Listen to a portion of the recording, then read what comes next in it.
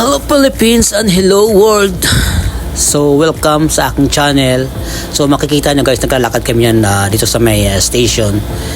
So going to Bata. So sasakay tayo guys ng metro train or Riyadh Metro for the first time. So ayan guys, bibili muna tayo dyan ng card na kung saan ay magagamit natin yan sa pag sakayan natin sa train. Ayan.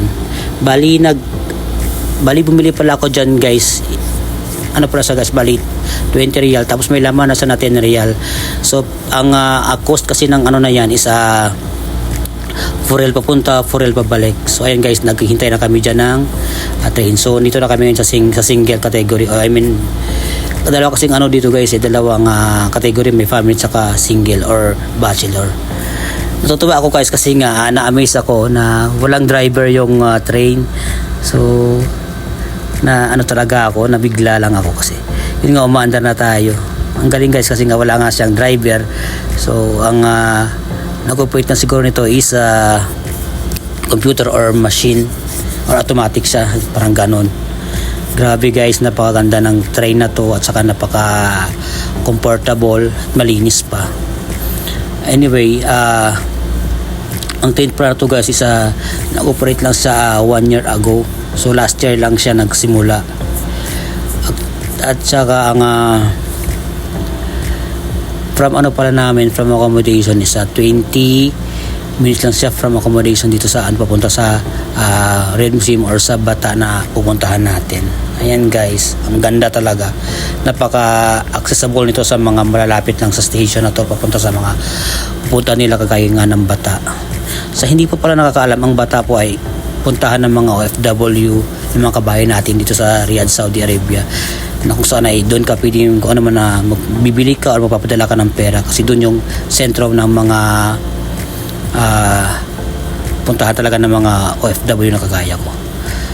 Actually kasi ang kasama ko pala dito is mga kabayan din kasi sinamahan ko sila. Since nga wala kaming pasok for 2 days, sinamahan nila ako. So shout out po para sa inyo kabayan, although hindi ko kilala yung pangalan, pero salamat po sa inyo na nakasakay ako dito sa Riyadh Metro for the first time. Ayan na guys, ayan may makakasalubong tayo. So ayan, nadadaan tayo dito sa tunnel. Ang tunnel pala na to guys is siguro ang haba guys kasi yung sa ayan guys, ang dilim. So ano siguro siya sa, wala alam kung ilang meter, basta mahaba siya.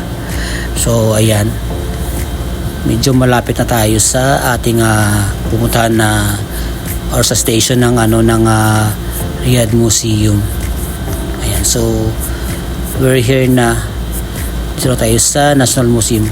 Anyway pala guys, kaya pala pumunta ito kasi bibili rin pala ako ng mga pangailangan ko para sa accommodation namin, para magamit ko rin kasi malayo kasi kami sa tindahan. So ayan, maraming escalator dito sa station na to, kung makikita nyo. Yan guys, ang dami. So once again, welcome to Bata. So soon guys, magbablog na lang ako sa Bata kasi hanggang dito na lang muna yung vlog natin. So once again, thank you so much for watching and bye. God bless you all.